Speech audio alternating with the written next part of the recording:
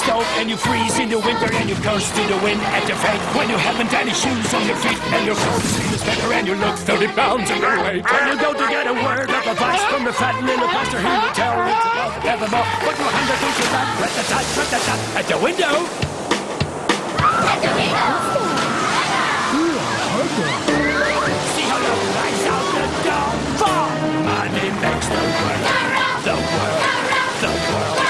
Money makes the clinking, clanking sound of money, money, money, money, money, money, money, money. Get a little, money, money, money, money. Now together, what you about it makes the world go round.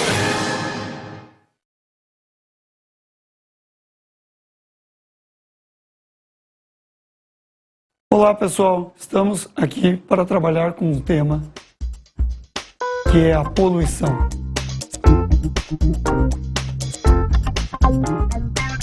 Na verdade, esse tema poluição é o tema que engloba muitas áreas, entre elas a área da química. Temos também a necessidade de deixar bem claro que ela não é exclusiva da química. Nós temos outros conteúdos que estão dentro do tema poluição. Por exemplo, temos conteúdos aliados à física, como o odor dos poluentes, a condutibilidade elétrica dos poluentes, a densidade de um poluente. Temos características biológicas, estamos aliando a poluição à biologia. Agentes patogênicos, micro-organismos, a poluição que se dá através das bactérias.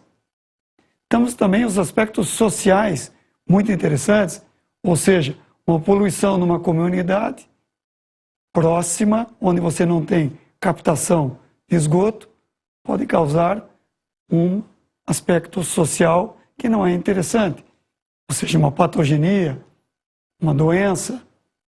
Então, dentro disso, você observa a abrangência do tema poluição.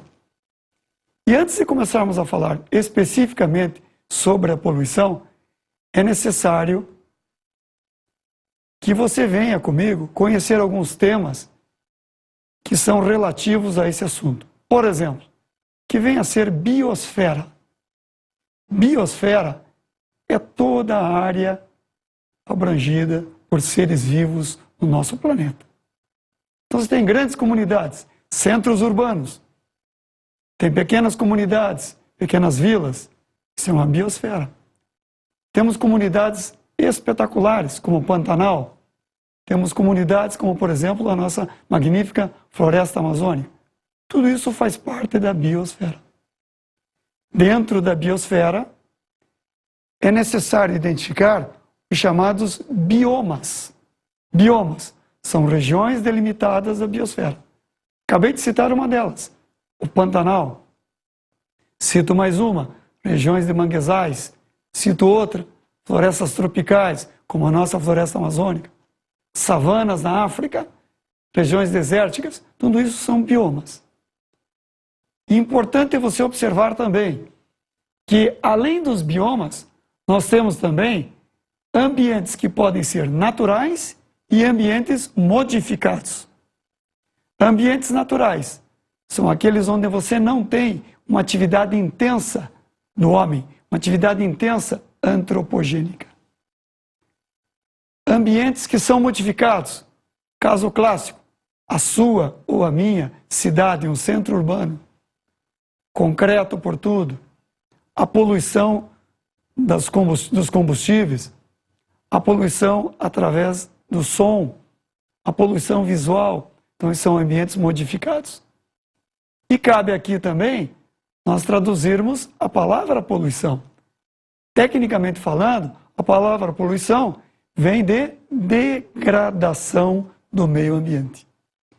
Só que veja, essa degradação, já que nível ela for, ela tem implicações sociais. Voltando ao começo da minha fala, eu moro numa área urbana que não tem tratamento de esgoto. Na frente da minha casa passa, por exemplo, um riacho, um rio ou uma canalização urbana que não tem tratamento de esgoto. Então, nessas condições, vai haver uma degradação do meio ambiente, proliferação de vetores, mosquitos, ratos. Isso é uma degradação ambiental. E uma implicação social imediata. Esses vetores vão trazer doenças para a população que ali está. Então, com isso, nós traduzimos para você o início do nosso estudo.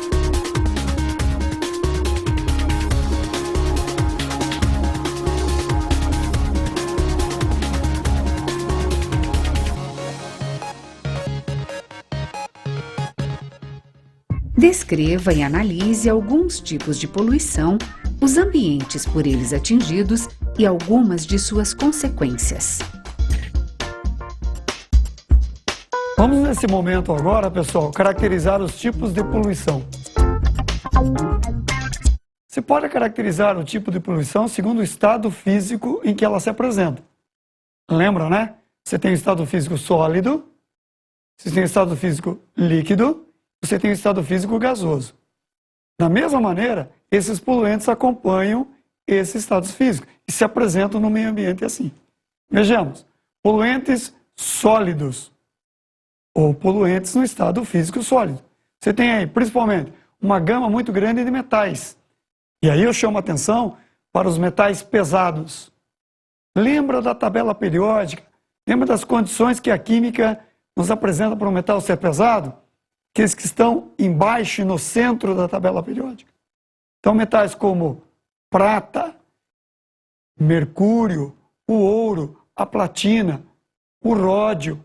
E também podemos aí manifestar como metais não tão pesados assim, mas metais que têm um impacto ambiental considerável, zinco na zincagem, cromo na cromagem. Esses metais usados na indústria siderúrgica, na indústria de revestimento de metais propriamente ditos, do aço inoxidável, eles podem ser carreados para o solo. Isso caracteriza uma poluição de matéria sólida. Não esqueça também que você pode ter uma poluição sólida na atmosfera, material particulado, principalmente formado por carbono, lembra da posição dele na química, lá em cima na tabela periódica, e o enxofre, que é praticamente um vizinho do carbono na tabela periódica. Eles estão presentes nos combustíveis que são aí queimados pelos nossos veículos automotores. Também podemos caracterizar os poluentes no estado líquido.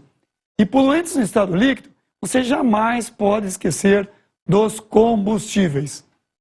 Óleo diesel, óleos lubrificantes, gasolina, querosene, que são derivados do petróleo, que oportunamente vamos falar, mas que são poluentes líquidos. Temos também poluentes líquidos presentes na indústria têxtil, na indústria alimentícia e, como eu citei há 2 minutos atrás, na indústria da cromagem. Então são os sais derivados de nitratos, sulfatos, carbonatos, cloretos, iodetos, formam soluções e se apresentam na forma líquida, derivados das nossas indústrias, nossos processos industriais. E por último, temos os poluentes que se encontram no estado gasoso.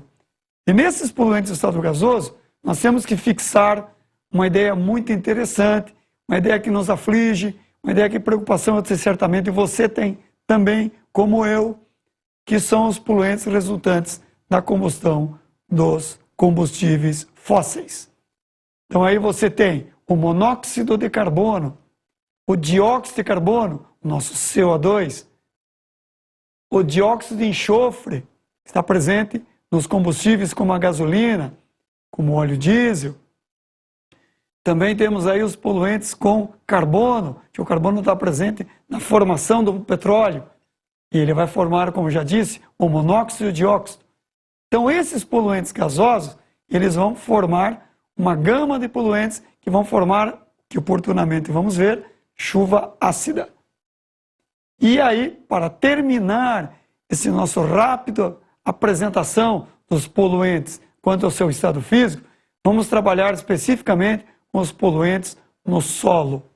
Com relação à poluição no solo, vamos dar uma olhada nessa reportagem.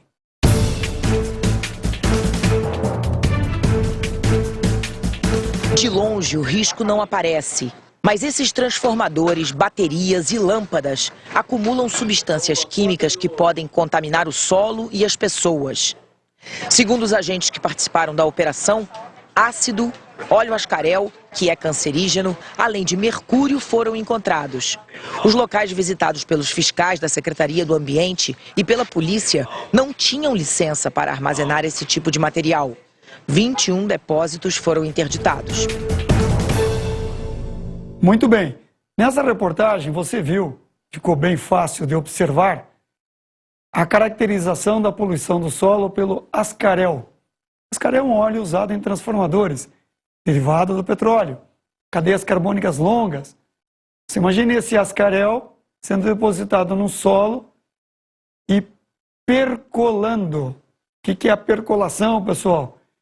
É quando um material entra através da permeabilidade do solo, muitas vezes ajudado até pela chuva, e vai atingir o lençol freático. Você mora do lado. Percolação. Poço artesiano no seu prédio, na sua casa, no seu sítio. Imagine a contaminação dessa água. Você viu também na reportagem os bulbos com lâmpadas que contêm mercúrio, metal pesado, que também, uma vez rompido aquele bulbo, aquele mercúrio pode contaminar o solo. De novo, uma percolação, metal pesado, vai bater nas águas do subterrâneo do nosso solo. E a contaminação com esses metais pesados, uma evolução para uma situação de oncologia, câncer, é muito provável. Então você está observando qual é a severidade disso. E no ambiente como aquele, é necessário que se diga, talvez não seja o ideal para o acondicionamento. As substâncias tóxicas, os poluentes que estão ali acondicionados, não estão acondicionados da maneira ideal. Por isso a reportagem deu um enfoque especial para a vigilância da Secretaria do Meio Ambiente, como você viu. Muito bem, e qual é a solução que deve se apresentar a um caso desse? Na nossa visão, a solução é a criação de centro de triagem de resíduos, onde profissionais especializados, como por exemplo engenheiros químicos, engenheiros ambientalistas, químicos, biólogos, geólogos, não importa a sua formação, mas dentro dessas áreas é o ideal, vão transferir o seu conhecimento para indivíduos, criando, gerando empregos em galpões, por exemplo, que pode ser feito na sua comunidade, onde ele vai reciclar esse material. Então o plástico, nas suas várias derivações, como o PET, o polietileno, o isopor, que é o plástico expandido, os metais, como eu já falei, metais pesados, o mercúrio, a prata. Por exemplo, poluentes na ordem de hidrocarbonetos, como os óleos. Óleo de fritura, você já imaginou? Que ele sai de um restaurante e é jogado muitas vezes numa galeria pluvial. Se você tem um centro de triagem de resíduos e uma pessoa especializada, você pode pegar esse óleo de fritura, que é um combustível, anexar a uma serragem, veja que ideia legal, com argila, fazer um mix e transformar isso num material com poder calorífico. Dispensar isso a uma cimenteira para alimentar o forno de cimenteira. Mas isso são atividades e são noções que você tem que ter a partir do conhecimento específico. Por isso, nós defendemos a criação dessas centrais de triagem de resíduos. E você tem um ambiente mais limpo, um ambiente cuidado e com toda e total segurança. Essa é a nossa ideia. Vamos falar especificamente agora sobre a poluição com o elemento petróleo, que é advindo das petroquímicas e das refinarias. Observe com atenção essa reportagem.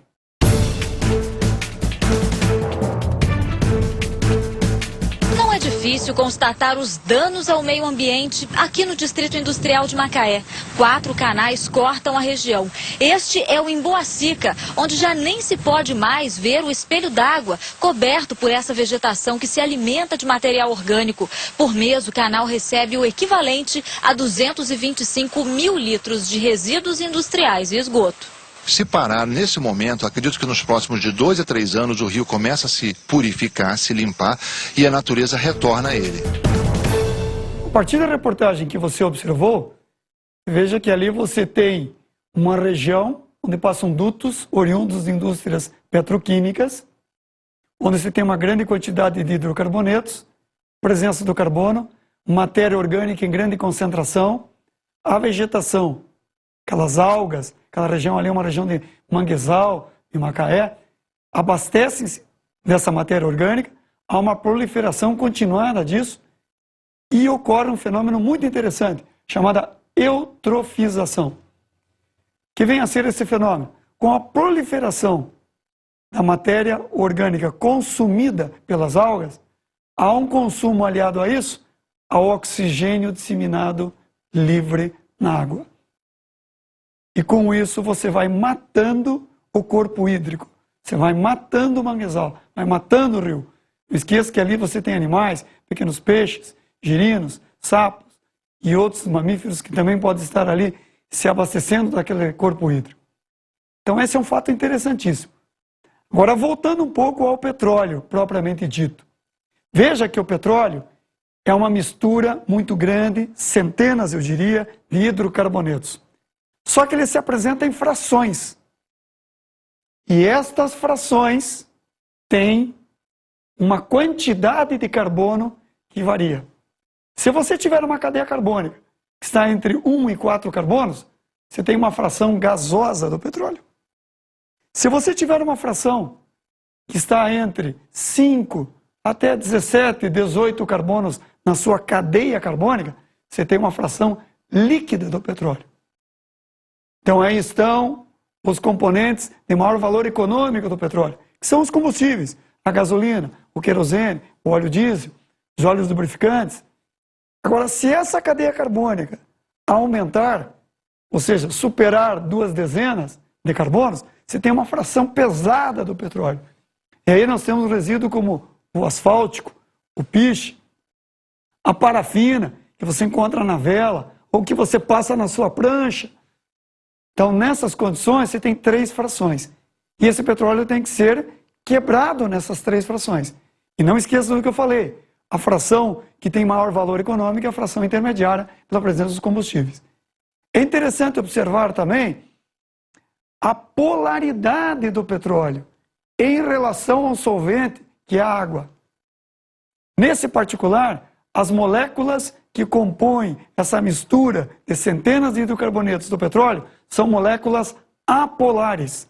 Carbono ligado a carbono dá sempre uma diferença de eletronegatividade nula, portanto, estrutura apolar.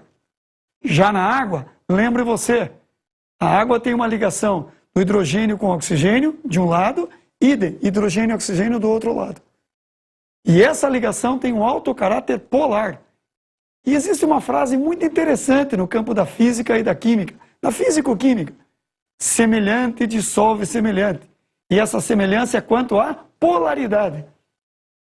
Então, se o petróleo tem fundamentalmente compostos apolares e a água é polar, não há afinidade entre eles.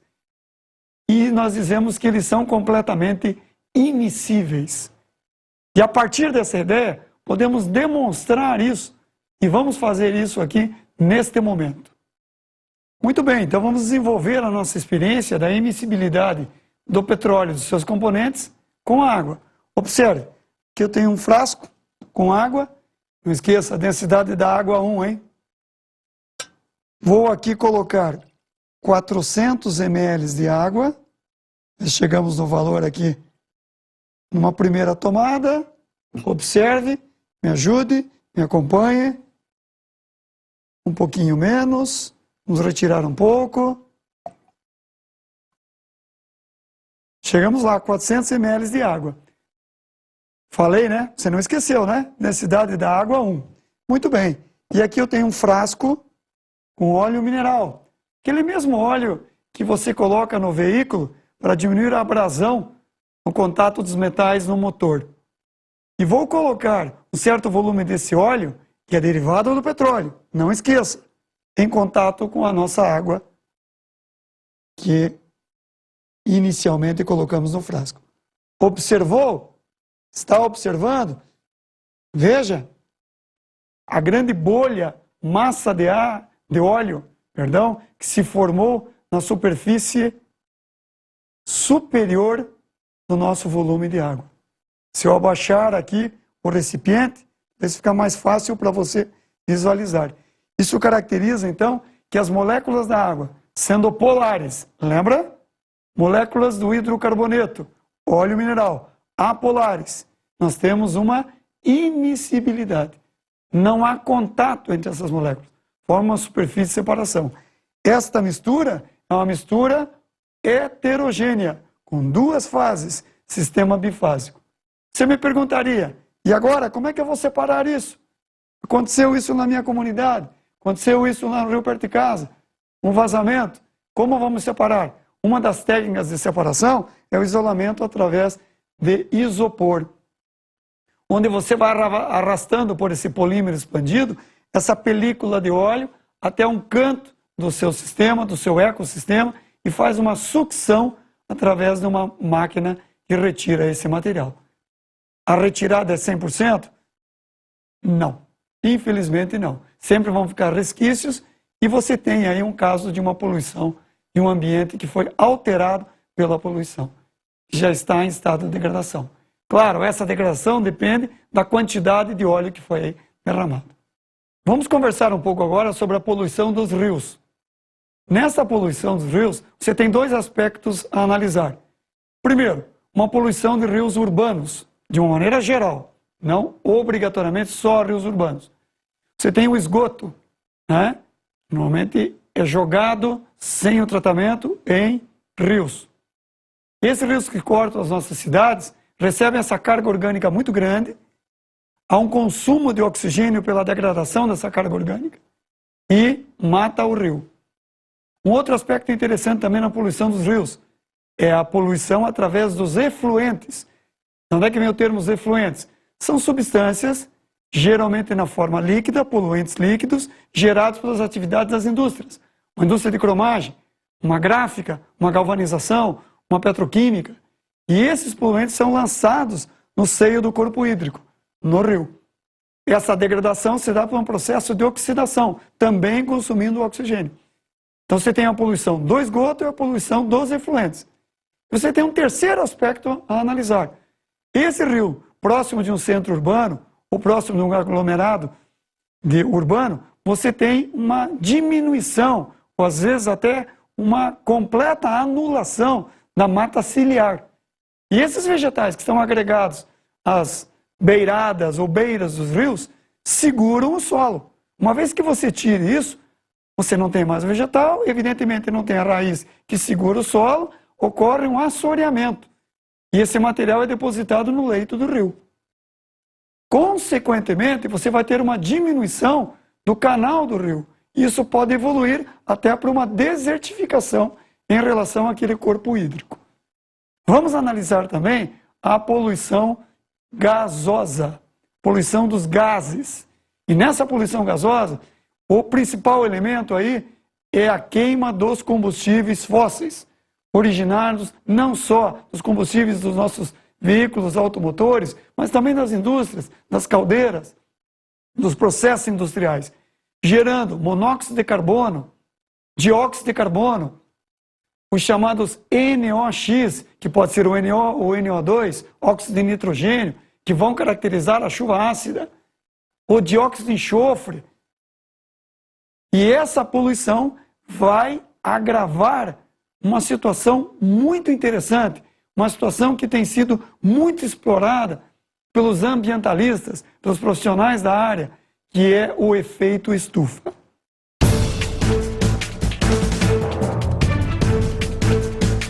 Na água, no ar, o planeta inteiro é dependente do petróleo.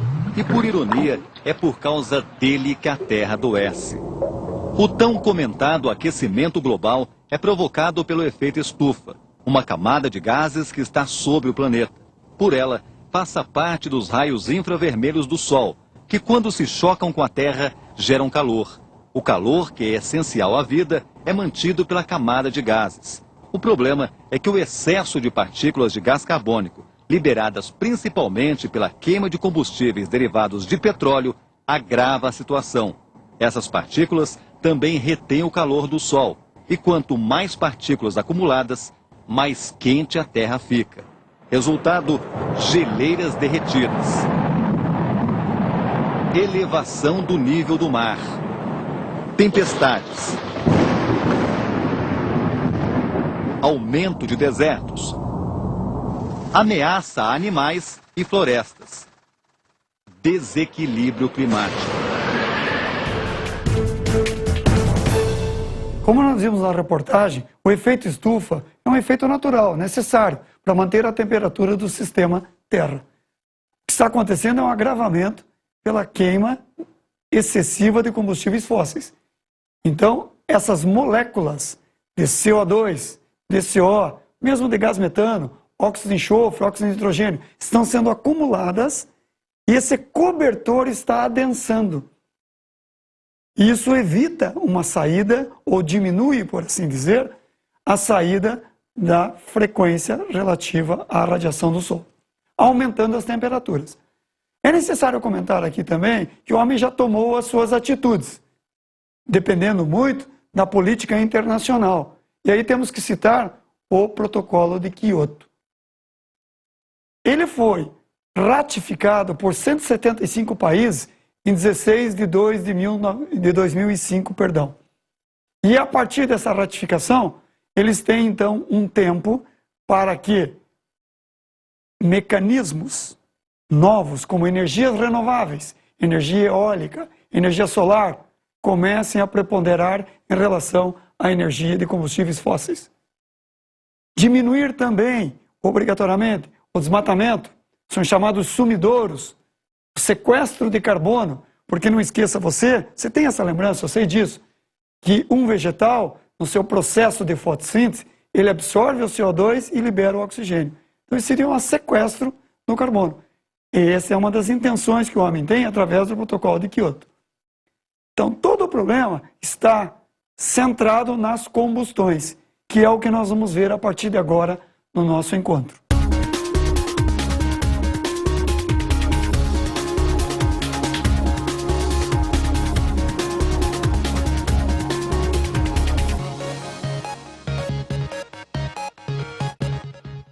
Os combustíveis fósseis, como a gasolina, poluem mais ou menos do que biocombustíveis como o álcool?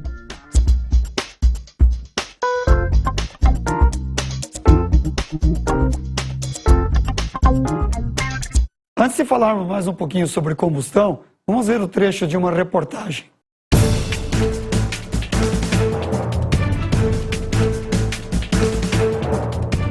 Ter toda a sua economia baseada num único energético e muitas vezes proveniente de um único local ou de uma única região do planeta é extremamente inseguro e arriscado. Por causa dos fatores ambientais e econômicos é que o Brasil atrai a atenção do mundo. Nossa agricultura pode ajudar a resolver os dois problemas. É o que explica esta especialista em meio ambiente e transporte, setor responsável por 25% da emissão de gás carbônico. É o setor que mais depende de petróleo e derivados, né? Então o biocombustível, no médio prazo, é a única alternativa de redução de emissões por conta do uso de energia no setor de transporte. Por aqui, desde a década de 70, carros circulam a álcool extraído da cana-de-açúcar, que também é misturado à gasolina. O álcool traz vantagens. É pelo menos 25% menos poluente do que a gasolina. E também ajudou o Brasil a alcançar a autossuficiência na produção de petróleo. A pesquisa agora se volta para o biodiesel, óleo combustível obtido principalmente das plantas e que no fim do ano passa a ser misturado ao diesel, com vantagens semelhantes ao álcool. O ex-ministro da Agricultura aponta o desafio que o Brasil tem pela frente. Nos próximos 30 anos, o consumo de combustíveis líquidos crescerá 55% no mundo. Então, nós temos que produzir isso. E é preciso definir uma estratégia do Brasil muito clara para não perdermos o trem da história que nos coloca na liderança desse processo. A partir daí, pessoal, veja que esta reportagem mostrou que biocombustíveis é a linha de ação que devemos tomar a partir de agora. Essa necessidade de substituir os combustíveis fósseis pelo biocombustível é uma necessidade premente para o planeta. Então você tem obrigatoriamente de reduzir as emissões desses poluentes gasosos. E para entendermos qual é a relação entre as emissões dos poluentes gasosos a partir da combustão de combustíveis fósseis e biocombustíveis, conheça primeiro as relações das frações molares, que vem a ser isso, relações de concentração dos diversos gases que compõem a nossa atmosfera. Vejamos a nossa tabela. Você tem lá a presença do nitrogênio, que é o componente em maior fração molar, 78%. Você tem a presença do oxigênio, que é o segundo componente em fração molar, 21%. Não esqueça que essa fração molar que eu estou me referindo é a relação quer dizer divisão, hein? Entre a quantidade do componente no todo. Você tem alguns gases em quantidade muito pequena, como o monóxido de carbono. Você tem, por exemplo, gases nobres, como o xenônio, o criptônio, gases amoniacais, como a própria amônia. Essas composições formam o nosso ar seco puro. No entanto, quando você efetua a combustão de um hidrocarboneto fóssil, como a gasolina, você vai alterar essas quantidades pela emissão, basicamente, de gás carbônico, CO2, monóxido de carbono e carbono grafítico, que nós vamos observar através das equações que nós vamos apresentar aos senhores.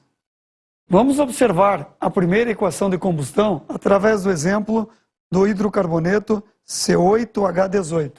Observe que a cadeia carbônica tem 8 carbonos, 18 hidrogênios, e nós vamos efetuar a sua combustão. Nessa combustão, pessoal, nós temos a presença da estequiometria, que são as relações entre os coeficientes. Você tem 25 meios de O2, produzindo 8 moléculas de CO2 e 9 de água. Observe a próxima combustão. Combustão com 17 meios de O2, formando os mesmos 8, só que de CO, monóxido de carbono. O anterior era o CO2. E formando 9 moléculas de água. E na nossa última equação de combustão, nós temos 9 meios de O2. Observe que a estequiometria está reduzindo a quantidade do comburente. Quem é o comburente? O gás oxigênio. Em relação ao combustível. Quem é o combustível? A gasolina. E formando quantidades de carbono grafítico, que é o carbono que nós chamamos de fuligem. Muito bem, essas reações mostram o fato de uma combustão ser completa, formação do CO2, e incompleta, formação do monóxido de carbono e o carbono grafítico. Devemos também observar que a combustão da gasolina tem uma reação secundária. Vejamos aqui uma próxima reação, que é uma reação secundária do enxofre rômico com oxigênio, formando dióxido de enxofre. Não esqueça que esse enxofre rômico faz parte da composição da gasolina. Isso vai caracterizar, num futuro bem próximo da nossa aula, a presença da chuva ácida. É interessante também notar a relação dessa combustão dos combustíveis fósseis com o biocombustível. E aí nós temos os motores flex. Opa, motor flex, eu lembro. Eu tenho lá no automóvel uma mistura, como foi dito na reportagem, né? Você observou e você está antenado, conhece isso, na mistura do álcool, etanol, com a gasolina. E a queima desse álcool etanol, ele vai produzir uma quantidade maior ou menor de poluentes? É o que nós vamos verificar através das reações que estamos apresentando a vocês. Vejamos então. Aqui está a molécula do etanol. A molécula do etanol, ela é formada do H3C, CH2, OH. E essa molécula de etanol entra em combustão em presença com o comburente, que é o oxigênio, formando o gás carbônico na quantidade 2 e 3 moléculas de água, para equilibrar a estequiometria da reação. Observe que essa é uma combustão completa, com formação de CO2. Veja a próxima reação. A combustão do álcool com 2 moléculas de oxigênio, formando 2 de CO. Observe a diferença do CO2, que é a combustão completa, para o CO, que é uma combustão incompleta, e 3 moléculas de água. Vamos à nossa terceira reação de combustão do etanol, nosso biocombustível. A presença do álcool, gás comburente e oxigênio e 2 átomos de carbono grafítico e as 3 moléculas de água. Faça a comparação dessas 3 situações. Você tem moléculas de CO2, moléculas de CO e carbono grafítico em quantidade menor. A proporção é 2 em relação ao combustível fóssil gasolina citado nas reações anteriores, que eram na quantidade 8. Isso quer dizer, então, que a poluição do combustível fóssil gasolina é mais impactante em relação ao biodiesel. Observe na queima da gasolina que ela produz uma fuligem, uma fumaça, e na queima do álcool ela é uma queima mais limpa. Então isso é também o dever de casa que nós estamos fazendo bem no Brasil na utilização do biocombustível, que é o álcool. Muito bem, eu vou mostrar para vocês agora a diferença característica em relação à combustão do combustível álcool e do combustível gasolina. Vamos tomar uma porção de álcool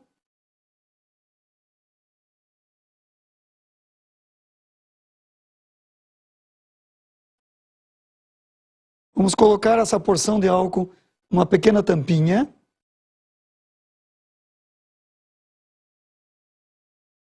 Despejar o resto aqui dentro para evitar qualquer acidente aqui na nossa bancada. E vamos efetuar a combustão do álcool, que é o combustível biocombustível.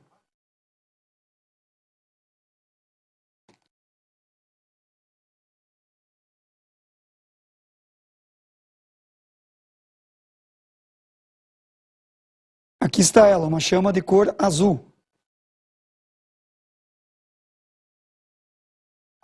Muito bem, agora vamos experimentar a queima ou a combustão de um combustível fóssil. Nós temos aqui um certo volume de gasolina. Deixa eu retirar um pouco para você observar junto comigo. Aqui está um certo volume. Vou depositar esse volume numa pequena tampinha de garrafa metálica. Aqui está. E em seguida, vamos afastar bem a nossa seringa. Efetuar a combustão do comburente oxigênio e do combustível gasolina.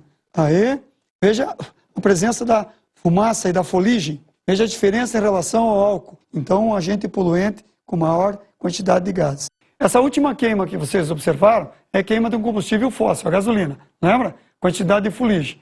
E esse combustível é um combustível resultante de fonte não renovável.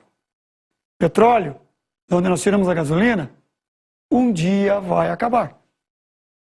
Quais são, então, as nossas alternativas? Fontes de combustíveis renováveis, os que são utilizados a partir dos biocombustíveis. Aí não entra só o álcool. Nós podemos ter também a retirada de combustíveis a partir da óleo de mamona, combustível a partir do milho, combustível a partir do arroz, que vai gerar substancialmente um tipo de álcool, normalmente o etanol. Fontes que são renováveis. Não esqueça também, a necessidade de nós citarmos aí a energia eólica, a energia que vem da movimentação dos ventos, gerando energia mecânica através de uma engrenagem, a energia solar com aquecimento de painéis, você tem uma certa quantidade de um líquido, normalmente a água, agregado à frequência da radiação solar, faz o aquecimento e você usa essa água aquecida no seu aquecedor. É necessário também que nós façamos agora a determinação da quantidade dessa energia, a quantificação disso. E qual é a grandeza que faz essa quantificação? A grandeza que faz a quantificação dessa energia, nós denominamos entalpia, símbolo H. Na verdade, nós calculamos a variação de entalpia. Quanto você tinha de energia antes do processo começar e quanta energia você tem ao final do processo e faz a variação. Esta entalpia, simbolizada, como disse, por H, nos dá a quantidade de energia liberada numa combustão. E é interessante notar também que existe um aspecto organoléptico, ou seja, que é visível em relação à quantificação, em relação à entalpia. E qual é esse aspecto? É o aspecto da cor da chama.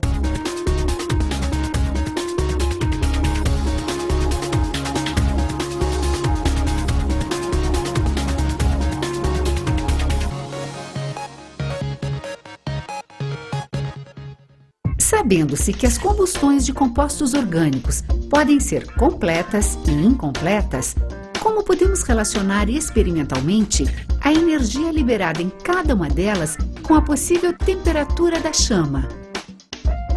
Se a chama tiver uma cor violácea, que é o caso da chama do acetileno, gás de solda, C2H2, você vai ter uma alta frequência, uma grande quantidade de energia, uma grande variação de, atenção, entalpia e uma variação de temperatura significativa.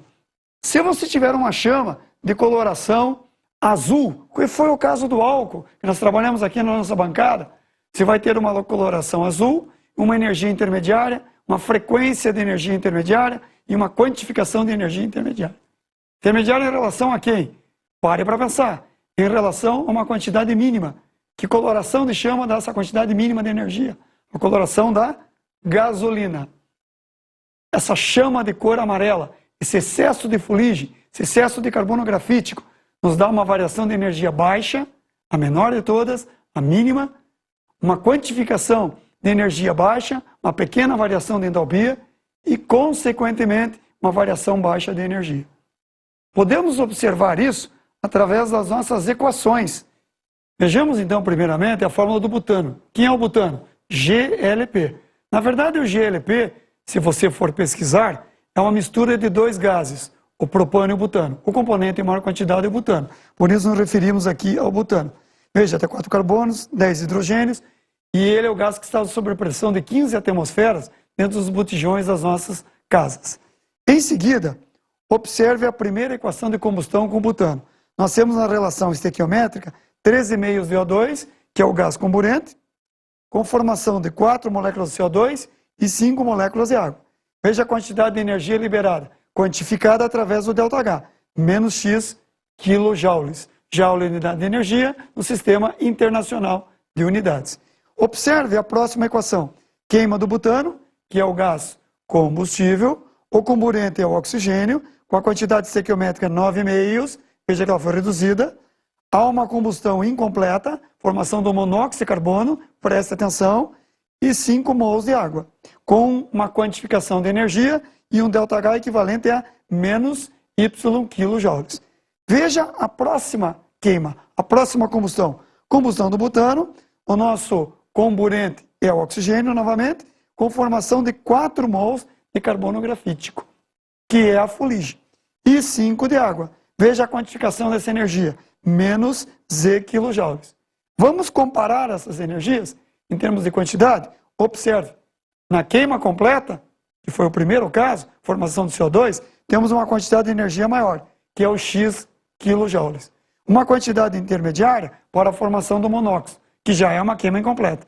E uma queima completamente incompleta, com formação da menor quantidade de energia, que é o Z em quilojoules. Aqui nós temos então um referencial das quantidades de energia, do maior para o menor. A partir daí, temos uma maior ou menor quantidade de poluentes no meio atmosférico.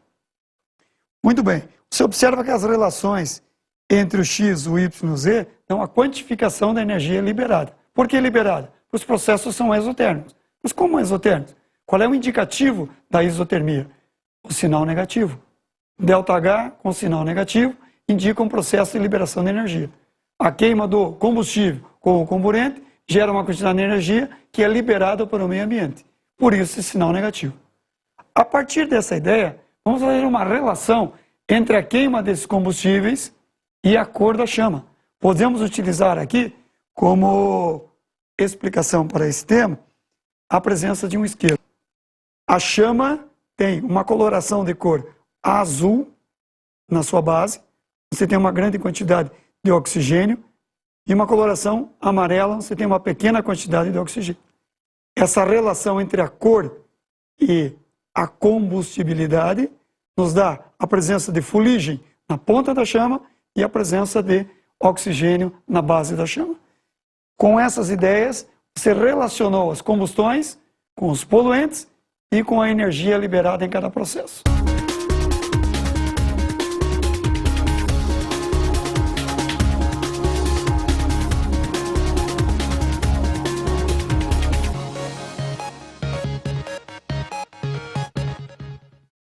Pilots, got some bad news. Operation Cleanup has, well, failed. Wouldn't you know, rising toxicity levels have made life unsustainable on Earth. Unsustainable? What? Darn it all, we're going to have to cancel Operation Recolonize. So, just stay the course. Rather than try and fix this problem, it'll just be easier for everyone to remain in space. Easier? Mr. President. I think... Huh? Time to go. Okay, I'm giving override Directive A-113. Go to full autopilot, take control of everything, and do not return to Earth. Repeat, do not return to Earth. Let's get the heck out of here. Nesse nosso encontro, nós abordamos os pontos relativos aos tipos de poluentes, as reações correspondentes a esses poluentes e a energia liberada em cada um deles. Vamos então observar quais são os itens que estão sendo abordados por essas noções.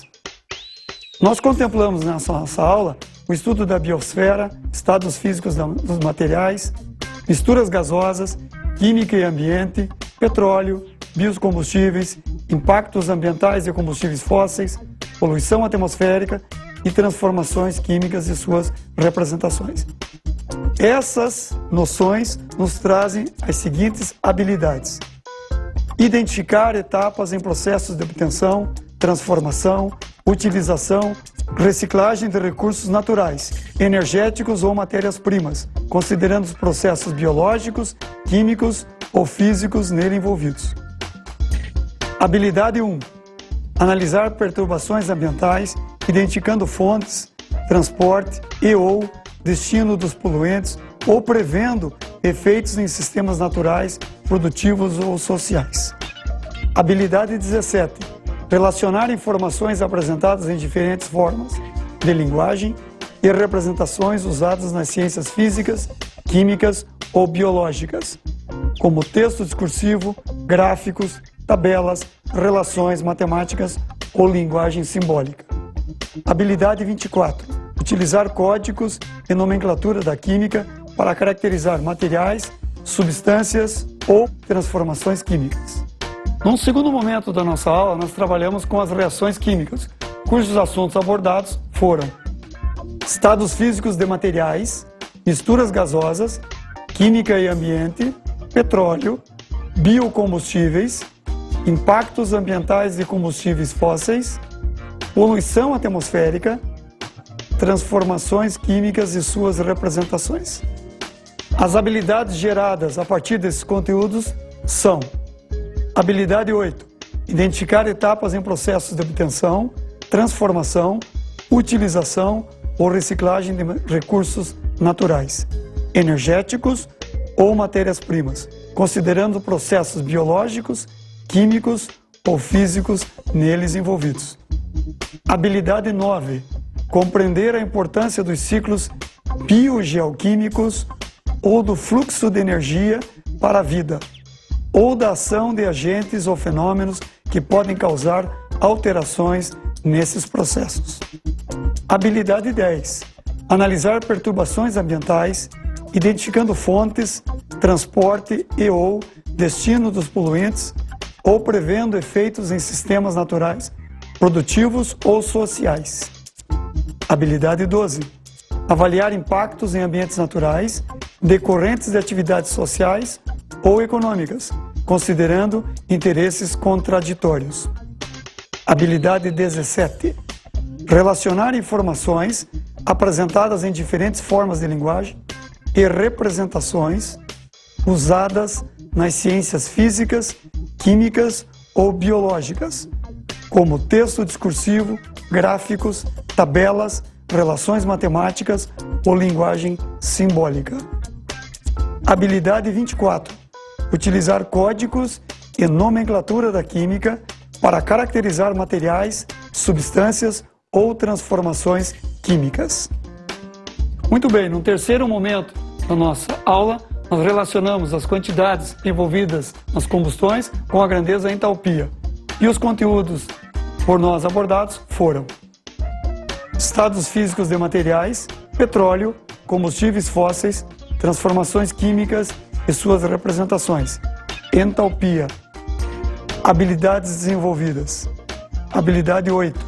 Identificar etapas em processos de obtenção, transformação, utilização ou reciclagem de recursos naturais, energéticos ou matérias-primas, considerando processos biológicos, químicos ou físicos neles envolvidos.